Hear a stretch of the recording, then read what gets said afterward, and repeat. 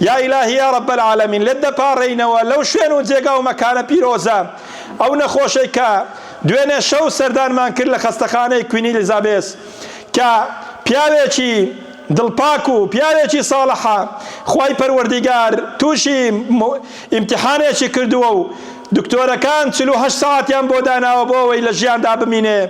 ئیلاهی یا رب العالمین لێت داوا دەکەین کە شیفای عاجلی بۆ بنێری واگەر هاتو برتەوە بە ئیمانەوە بیبەیەوە و لە ڕەحم و بەزەی خۆت بێبەشینەکە یا رب العالمین.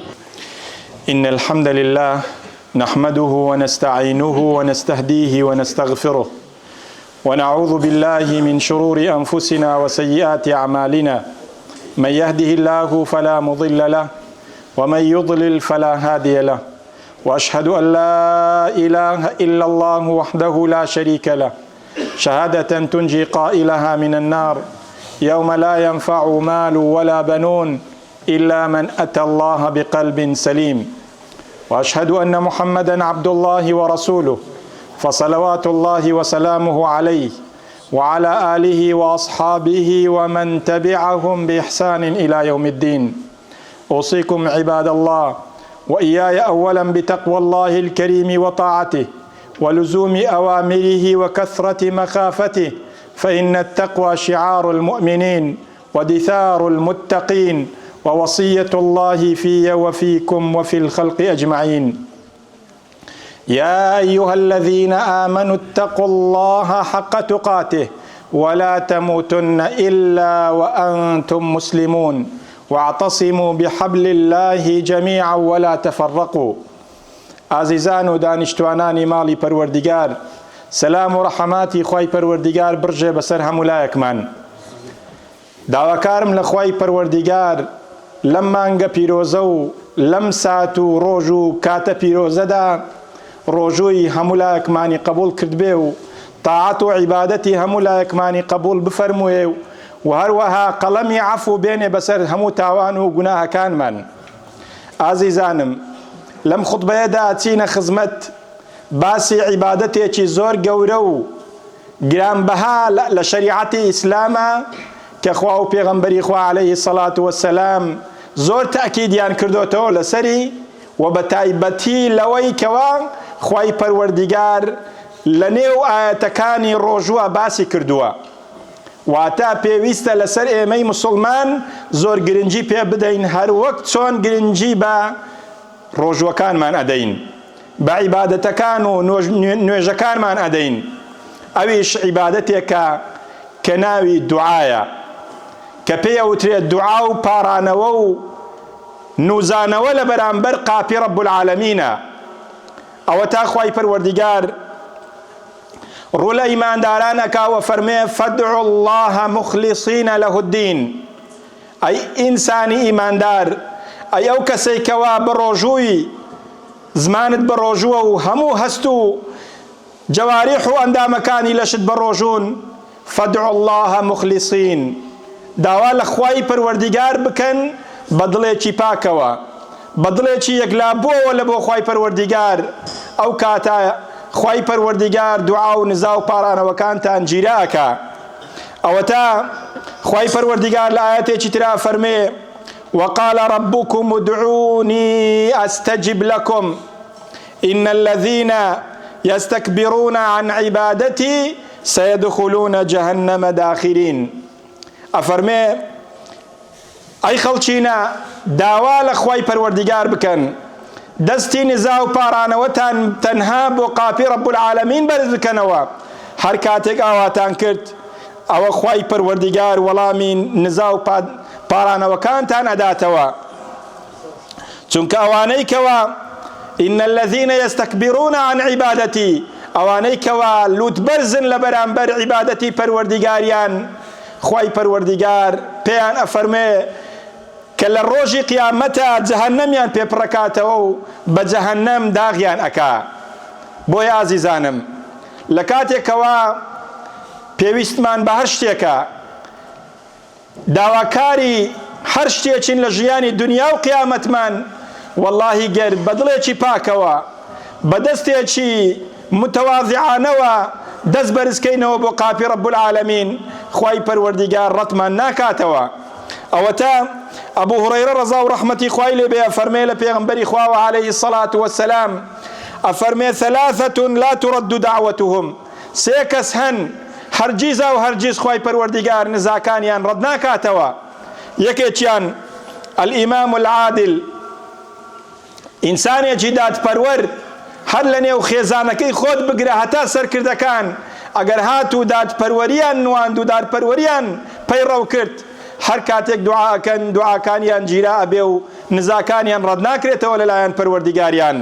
و دووهەمیان وەالصائیم حەتتا یفطر دەفەرمێ ئەو کەسەی بە ڕۆژووە زمانی بە ڕۆژووە و خۆی گرتوتەوە لە هەموو حەڵاڵێک لە هەموو حرامێک کاتێک کە ئیفتار ئەکاتەوە و کاتێک کەوا ڕۆژوەکەی ئەشچێنێ خوای پەروەردیگار چاوەڕوانیەتی کە دوعا بکە دەستی نزا بەرزکاتەوە و داوای ئەو شتەی بکا کە نیەتی کە داوایەکە خوای پەروەردیگار ڕاستە و خۆ وەڵامی ئەداتەوە. اینجا عەزیزانم لە کاتی ئیفتارە لەبیر نەکەن ئەو کەسانەی کەوا داوای دوعاشی لێکردوون دوعایان بۆ بکەن. چێ لەمە نەخۆشێکی نییە، چێ لەمە پێویستی بە یارمەتی خوای گەورە نییە، چێ لەمە حەزاران و ملیۆنان پلانی داهاتووی نییە.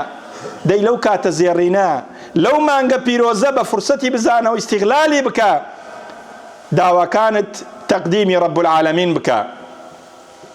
بۆیە گەر وامان کرد بەڕاستی خوای پەروەردیگار لەسەر زاری پێغەمبەرەکەی عەلەیهی الصەلاة وەسسەلام چەندین موژدەی گەورەی پێداوین.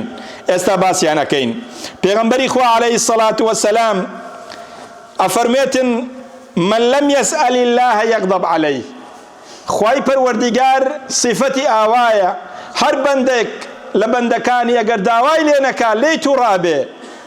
بەڵام بەعکسەوە ئینسانەکان کاتێک کە داوایان لێ ئەکەی و لە دەرگای ماڵیان ئەدەی نیوچەوانیان گرژە بێ پشتیان هەڵەکەن لێت و تووڕابن لێت بەڵام پەروەردیگار حەزی لێیەکەوە داوای لێ بکەی. ئەوەتە محەممەدی کوڕی حاتەم ڕەزا و ڕەحمەتی خوای لێ بێ ئەفەرمێ بە ئەبوبەکری وەڕاقم گوت علمني شيئا يقربني إلى الله ويبعدني عن الناس. دەڵێ پێم وت ئەی محەممەد ئەی ئەبوبەکر پێم وت کە شتێکم فێر بکەی لە خوای پەروەردیگار نزیکم بکاتەوە و لە خەڵکی بە دوورم بێخی.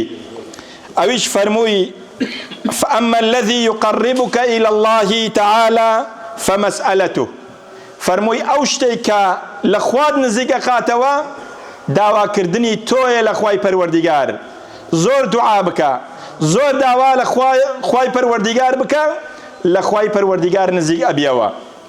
وأما الذي يبعدك عن الناس و ئەو شتێک کە لە خەڵکیت بە دوور دێخی وەت لێ ئەکا پێویستیت بە خەڵکی نەبێ ئەوەیە کە فتەرک مەسئەلەتیهم داواکردنە لە خەڵکی واز لە داواکردنی خەڵکی بێهێنە. هەر داواکاریەکت هەیە هەر نەخۆشێک تووشی نەخۆشی بووە هەر مشکلەیەک ڕووی لە ماڵەکەت و لە دڵ و دەرونی کردووی دەستی نزا بەرزکەوە لە کاتێکەوە خوای پەروەردیگار دوعاکان قبوڵەکە هەمووی تەقدیمی ڕەب العالەمین کە وەڵڵاهی خوای پەروەردیگار ڕەتی ناکاتەوە. اینجا فەرمێ لا تسألن بني آدم حاجة وسل الذي أبوابه لا تحجب. ئەفەرمێ داوا لەو خودایەی بکە کەوا دەرگاکانی بەردەوام کراوەیە و دەرگاکانی داناخە بە ڕووی مسلمانان و داوا لە کەسێک مەکەکەوە لە کاتی داواکردنی ڕووی گرژە بێلێت و پشتی لێت هەڵەکە. الله يغضب إن تركت سؤاله. خوایک پەروەردیگار تووڕا بێ ئەگەر هاتو وازر لە دوعاکانی هێنا و داوات لێ نەکرد و پێویستیەکانی خۆتت تەقدیم نەکرد. وبني آدم حين يسأل يغضب. هەر کاتێک ئینسان داوای لێ بکرێ بەعکسەوە دڵی ڕق ئەبێ و نیوچەوانی گرژە بێ و زۆر جار بە قسەی ناشیرین وەڵامی داواکارەکە ئەداتەوە. بۆیە پێغەمبەری خوا عەلەیهی الصەلاة وەسسەلام ئەفەرمێ من سره أن يستجيب الله له في الشدائد والكرب فليكثر الدعاء في الرخاء. دەفەرمێ هەر کەسێک پێی خۆشە کە خوای پەروەردیگار لە تەنگانەکان بەهانایەوە بێ لە کاتی مازەقیە ڕزگاری بکە، با لە کاتی خۆشیەکانی ژیانی خۆیدا خۆی لەبیر بێ لە بەرامبەر دوعا و نزا و پارانەوەکانیانە تەقدیماتی دوعاکانی تەنها لە بۆ قاپی رب العالمین بکە، خۆی پەروەردیگار لە کاتی ناخۆشیە ڕزگاری ئەکا. بۆیە ئازیزانم، دوعاکردن یەکێکە لەو عیبادەتە گەورانەی کە هەرگیزا و هەرگیز مسلمانانی پێش ئێمە درێغیان لێ نەکردووە. ئەوە تا پێغەمبەری خوا عەلەیهی السەڵات وەسەلام لە حەدیثێکی صحیحە ئەفەرمێ من فتح له باب الدعاء فتحت له أبواب الرحمة. هەر کەسێک دوعا و نزا و پارانەوە بووە پیشەی ژیانی خۆی، ئەو با بزانێ دەرگاکانی ڕەحمەتی خۆی پەروەردیگاری بڕوا کرایتەوە. وما سأل الله تعالى شيئا أحب إليه من أن يسأل العافية. دەفەرمێتن هیچ شتێک لەوەی کەوا خۆی پەروەردیگار پێی خۆش بێ نییە لەوەی کەوا ئینسان داوای تەندروستیەکی باش بکە لە خۆی پەروەردیگار. وأن الدعاء ينفع مما نزل ومما لم ينزل ولا يرد القضاء إلا الدعاء فعليكم بالدعاء. ئەفەرمێتن پێغەمبەری خوا عەلەیهی السەڵات وەسەلام ئەو دوعایانەی ئەیکەن یان بەڵایەکتان لەسەر لە ئادا یاخود تووشی خێر و بەرەکەتێکتان ئەکا. وەڵڵاهی برایانم، هەر کەسێک کاتێک کە دوعاکە بەدڵێکی پاکەوە یەقینیشی هەبی کە خۆی پەروەردیگار وەڵامی ئەداتەوە، چونکە ئەگەر هات و دوعاکان یەقینی لەگەڵدا نەبوو لۆی هەیە خۆی پەروەردیگار قبوڵی نەکاتن. بۆیە زۆر زار ئێمەی مسلمان دوعاکەین و زۆر دوعاکەین، بەڵام لە کاتێک کە مەیوس دەمانگرێ و ئەو دڵی کەوا خۆی پەروەردیگار زۆر جار پیشانی نادا لە دنیا دوعاکانی قبول بووە، لەوانەیە مەیوس بیگرێ و واز لە دوعاکردن بێنێ. ئەمە شتێکی زۆر خراپە، چونکە ئەگەر هات و دوعامان کرد لە دوعاکانمان یەقینمان بوو خۆی پەروەردیگار وەڵاممان ئەداتەوە، یان ئەو دوعایە گیرا بێ لە دنیا و لە دنیا بەرهەمەکەی ئەبینین یاخود لە قیامەتە بەرهەمەکەی ئەبینین. ئەگەر باش بێ خۆی پەروەردیگار بەرهەمی دوعاکانمان تەعجیل دەکا، پێش دەخا بۆ دنیا، و ئەگەر هات و باشیش نەبێ بۆمە بۆ قیامەت بۆمان هەڵەگرێ لە قیامەتە پاداشتەکەمان ئەداتەوە.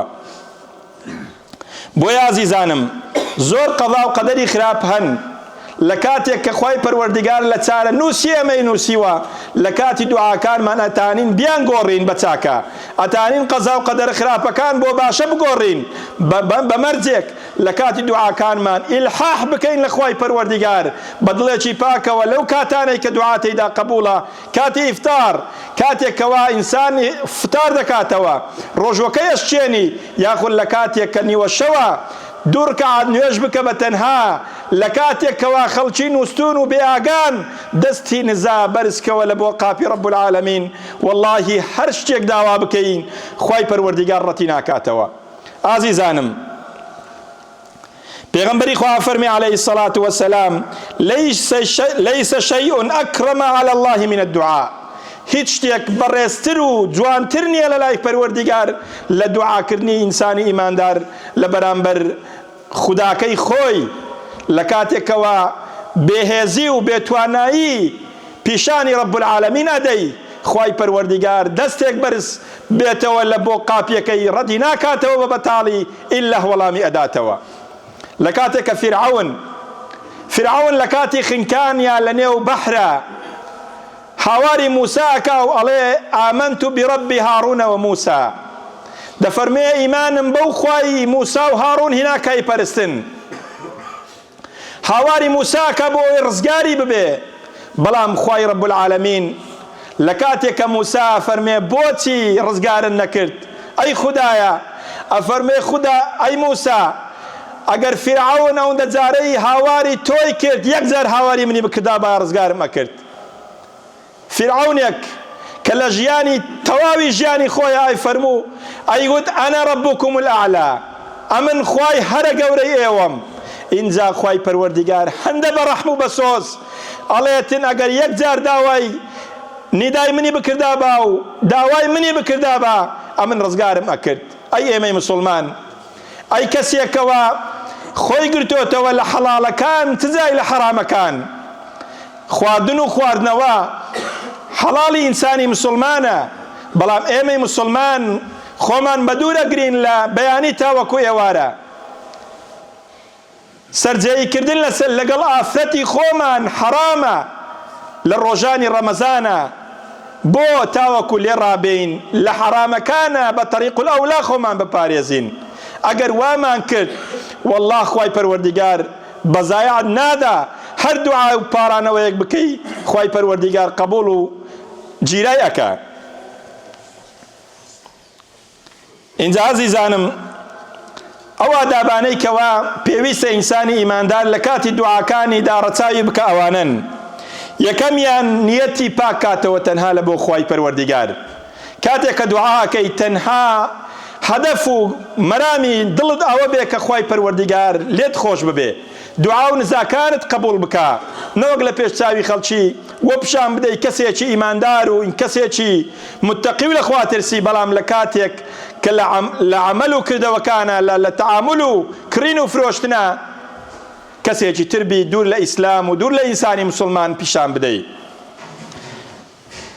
دووەم ئاداب و ئوسلوبی دوعا ئەوەیە کە دوعا بکەین بە ناو صفاتەکانی رب العالمین. لە کاتێک کە دوعاکەین بڵێین یا ذا الجلال والإکرام، یا ڕەحمان و یا ڕەحیم، بەو ناوانەی کە خوای پەروەردیگار زۆری پێخۆشە پێوەی بانگی بکەین. ئینجا لە پاشان دوعاکانمان تەقدیمی قاپی رب العالمین بکەین.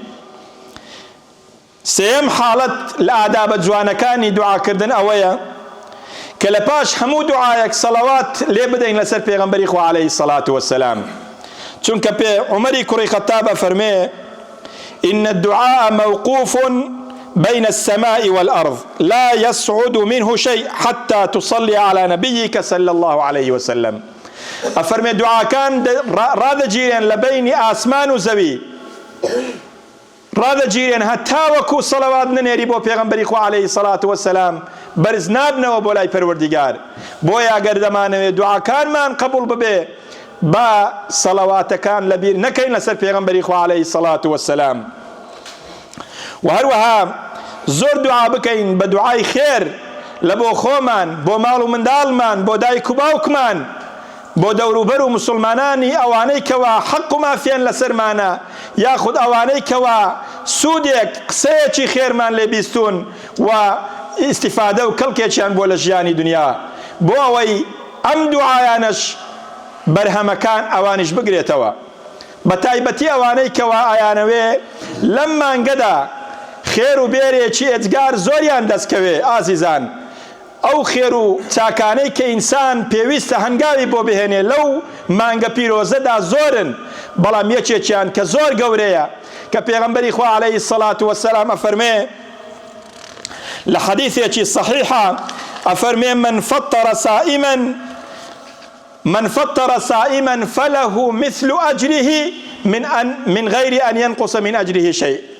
ئەفەرمێتن هەر کەسێک ئیفتاری سائیمێک بکە، ڕۆژوەوانێک ڕۆژوەکەی بە لەتە خوورمایەکی وی یاخود بە خواردنێک ئەو ئامادەی کردووە بۆی و ئەو پارەکەی داوە بۆی بیشتێنێ، خێر و پاداشت و ئەجری ئەو ڕۆژوەی کە ئەو ئینسانە گرتووەتی بەبێ ئەوەی لە ئیوی کەمکە بەقەد ئەجر و پاداشتەکە بۆ ئەو کەسە ئەچێکەوە بۆیتە هۆکاری ڕۆژ و شکاندنی ئەو ئینسانە.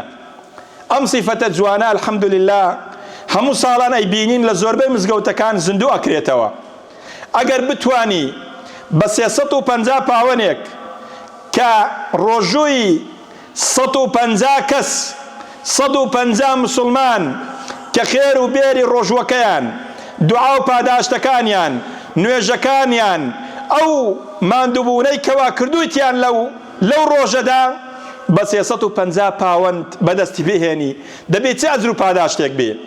ئەگەر ئەوە ئینسانانە یەکێک لەو 150 کەسە یەکێک لەو 100 کەسێک کە ئیفتارەکە لەو مزگەوتە یا لە هەر مزگەوتێکی تر، ئەگەر یەک دوعا بکە بڵێ یا ڕەبی خودایە لەو کەسە خۆش بیکەوە ئەو خواردنەی ئامادە کردووە، خوای پەروەردیگار ئەگەر دوعاکەی گیرا کرد و لێی وەرگرت بەسیەتی بەستە لە بۆ ئەوەی کە خوای پەروەردیگار لێت خۆش ببێ و قەڵەمی عەفو بێنێ بەسەر هەموو تاوانەکانت. ئەجر و پاداشتێکی گەورەیە ئازیزان، چ ئەجر و پاداشتێکە کاتێک کە ئینسان بە شتێکی بچووک ئەجر و پاداشتێکی گەورە بەدەست بهێنێ، بەبێ ئەوەی ماندیبوونێکی ئەو تۆ بچێژی، بەبێ ئەوەی کەوا بزانی چێ ئیفتاری کردوتەوە و چەند کەس دوعای بۆ کردووی، خوای پەروەردیگار هەر هەمووی تەسجیل کردووە.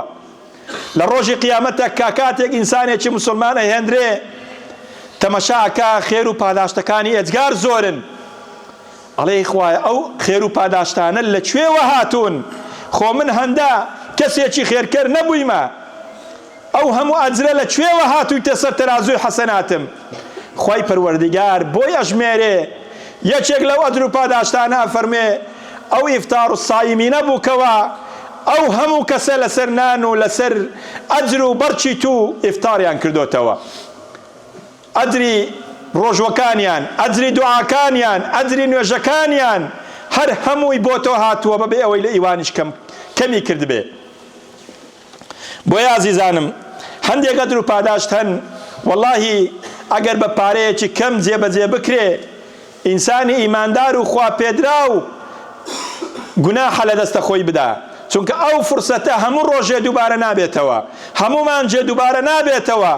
هەر کاتێک کە فرسەتێک دێتە پێش لە بۆ ئینسانی ئیماندار پێویستە بیقۆزینەوە، چونکە خوای پەروەردیگار ئەم حاڵەتانەی داناوە بۆ ئەوەی بەهەنجەت بێ لەوەی کە لە ئێمەی موسڵمان خۆش ببێ.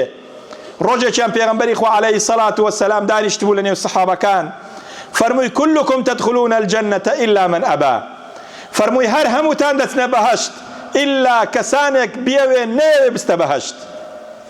پێغەمبەری خوا عەلەیهی سەڵات وەسەلام چۆن کەسێک دەبێ وجودی هەبێ پێی خۆش بێ نەچێتە بەهەشت؟ سەحابەکان ڕوویان تێکرد چۆن کەسێکی وا وجودی دەبێ هەبێ؟ فەرمووی بەڵێ من أطاعني دخل الجنة ومن عصاني فقد أبى، فەرمووی هەر کەسێک گوێڕایاڵی من بکە ئەوەی پێی ئەڵێم بیکە و ئەنجامی بدا فقد دخل الجنة، ئەفەرمێ دەچێتە بەهەشت. هەر کەسێکیش پشت بکە لەوەی کەوا من پێی ئەڵێم و ئامۆژگاری ئەکەم و بەگوێم نەکا فقد ئەبا پێی خۆش نییە بچێتە بەهەشت. اینجا عەزیزانم ئەو فرسەتە زێڕینانە با لە قیس خۆمانی نەدەین، بەڕاستی فرسەتێکن کە خوای پەروەردیگار بە هەنجەتە لێمان خۆش ببێ، بە ئەمەش خۆشویسترا و هەروەها لێخۆشبوونی پەروەردیگار بەدەست بهێنین لێ تێیدا. و حاڵەتێکی تر لەو ئادابە جوانانەی کەوا ئینسانی مسلمان پێویستە ڕەچاوی بکات لە کاتی دوعاکانی ئەوەیە هەر کاتێک خوای پەروەردیگار تاکید بکاتەوە لەو کاتانەی کە دوعا تێیدا قبوڵە با ئێمە ئەو کاتانە ئیستیغلال کەین بە دوعاکردن، بە تایبەت کاتی ئیفتار و بە تایبەتتر نیوەی شەوان کە لە پاش تەراویحان لە کاتی تەراویحان نوێژەکانمان ئەکەین، دوعاکانتان چڕکەنەوە ئازیزانم لە ئەو کەسانەی کە نەخۆشن یاخود لە خۆت نەخۆشی یاخود کەسێکی نزیکن نەخۆشە یا کەسێک تووشی مشکلەیەکی دەرونی بووە نەخۆشیێکی نەفسی بووە یاخود هەر کەسێک تووشی قەرزداری و نەهامەتیەک بووە لە ژیانیا پێویستە لەسەرمان دوعاکانمان چڕکەینەوە بۆیان. وەڵڵاهی هیچ تێناچێ ئەگەر 5 دقە 10 دقە بە تایبەت دڵی خۆمان یەکلاکەینەوە لەگەڵ ڕەب العالەمینە ئیتیساڵێکی ڕوحی دروست بکەین لەگەڵ خوای پەروەردیگارە، وەڵڵاهی خوای پەروەردیگار ئەجر و پاداشتێکی ئێجگار زۆرمان بۆ ئەنووسێ. بۆیە ئازیزانم ئەو شتانەی کە ئەبنە هۆی ئەوەی کە دوعاکانمان گیرا نەبێ زۆرن، بەڵام گرنگترینیان ئەوەیە کە ئینسانی ئیماندار ئاگای لێبێ ئەو لوقمە پاروە نانەی کە پەیدایەکەین و هەوڵ ئەدەین بۆ پەیداکردنی نابێ حەرام ببێ، نابێ ئەو نانەی کە پەیدایەکەی بۆ خۆت و بۆ ماڵ و منداڵەکەت لە ڕێگایەکی حەرامەوە پەیدای بکەی. ئەجینا وەڵڵاه خوای پەروەردیگار دوعاکانت قبوڵ ناکە. پێغەمبەری خوا فەرمی عەلەیهی سەڵات وەسەلام زۆر کەس هەن دەستەکانیان بەرز ئەکەنەوە و دوعا ئەکەن و هاوارەکەن لە بەرامبەر ڕەب العالەمینە، بەڵام خواردنەکەی حەرامە، جلوبەرگەکەی حەرامە، ئەو ژینگەیەی لێی پەروەردە دەبێ بە حەرامی لێی پەروەردە دەبێ. خوای پەروەردیگار چۆن دوعایەک وەڵام بداتەوە و دوعایەک قبوڵ بکە لە کاتێک کە ژیانت بە حەرامی پەروەردە ببێ؟ بۆیە زۆر زەڕورە و زۆر گرنگە لەسەر ئەوەی کە ئێمەی مسلمان گرنگی بە حەڵال بدەین، گرنگی بە پاروی حەڵال بدەین، بە لوقمەی حەڵال بدەین. والله ئەو منداڵە لە ڕۆژی قیامەتە دێتە بەر قاپی رەب العالەمین و شکاتمان لێەکە لە کاتێکەوە لوقمەی حەرامی بدەینێ. ئەڵێ خودایە من نەمدەزانی ئەوە حەرامەیان حەڵالە، بەڵام باوکم ئەیزانی کە حەرامە و لە ڕێگای حەرامەوە بۆی هێنامەوە.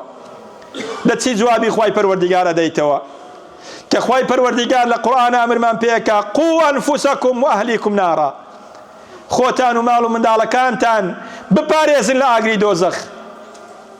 پاراستنی ماڵ و منداڵەکانمان بەربەوە نییە لە گوناهان بپارێزین، بەڵکو لەوەیە کەوا ئینسانی ئیماندار لوقمەی حەرامی بۆ نەباتەوە ماڵەوە، بیداتێ و پەروەردەی بکا و گەورەی بکا لەسەر لوقمەی حەرام. ئەگەر نا بەرامبەر قاپی رەب العالەمین ڕاگیراو ئەکرێین و لێ پرسراو ئەبین. لە کۆتاییە داواکارم لە خوای پەروەردیگار قەڵەمی عەفو بێنێ بەسەر تاوانەکانمان، دوعاکانمان قبول بکا و نزاکانمان گیرا بکا لە کاتێکەوە دەستی نزا و دوعا بەرزەکەینەوە بۆ قاپی رەب العالەمین. یا ڕەبی خودایە ئەوەی کە مشکلەیەک، نەخۆشیەک، بەڵایەک، موسیبەتێک ڕووی تێ کردووە، یا ئیلاهی یا رەب العالەمین لەم شوێن و جێگایە دەستی نزا بۆ تۆ بەرزەکەینەوە لەسەری لابەری. یا ڕەبی خودایە شیفای بدەی، یا ڕەبی خودایە ئەو بەڵاو موسیبەت و ناخۆشیەی لەسەریەتی لەسەری لابەری و لەسەری سوکەی.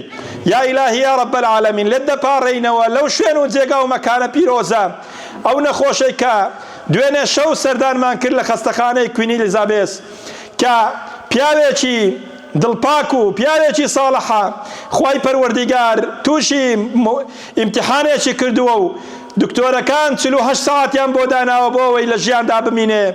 ئیلاهی یا رەب العالەمین لێت داوا دەکەین کە شیفای عاجلی بۆ بنێری، واگەر هاتو برتەوە بە ئیمانەوە بیبەیەوە و لە ڕەحم و بەزەی خۆت بێ بەشینەکە یا رەب العالەمین. یا ئیلاهی یا رەب العالەمین لێت داوا دەکەین ڕۆژووی ڕۆژەوانان قبول بکەی ئەوانەی کە بە یەک پاوەن، بە یەک پێنس، بە یەک لەتە خورما دەبنە هۆکاری ئەوەی کەوا ڕۆژوانان ڕۆژویان بکەنەوە.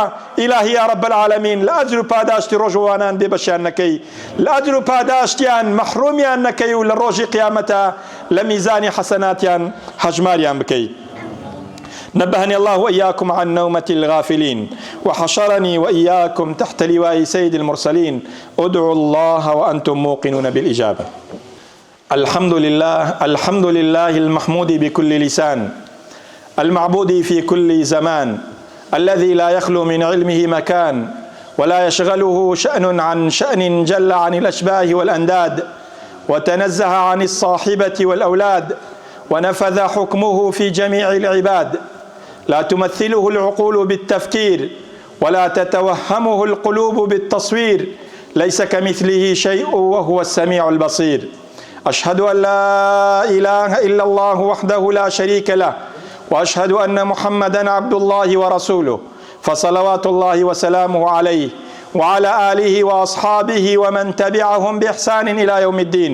أوصيكم عباد الله وإياي أولا بتقوى الله الكريم وطاعته ولزوم أوامره وكثرة مخافته، فإن التقوى شعار المؤمنين ودثار المتقين ووصية الله في وفيكم وفي الخلق أجمعين. اللهم اغفر للمؤمنين والمؤمنات، المسلمين والمسلمات، الأحياء منهم والأموات. اللهم تقبل صيامنا يا رب العالمين ودعاءنا يا أكرم الأكرمين. اللهم من أراد بنا وبالإسلام والمسلمين خيرا فوفقه لكل خير، ومن أراد بنا وبالإسلام والمسلمين سوءا أو شرا فصب الشر على رأسه يا عزيز يا جبار. آمين آمين. عباد الله أقيموا الصلاة يرحمكم الله.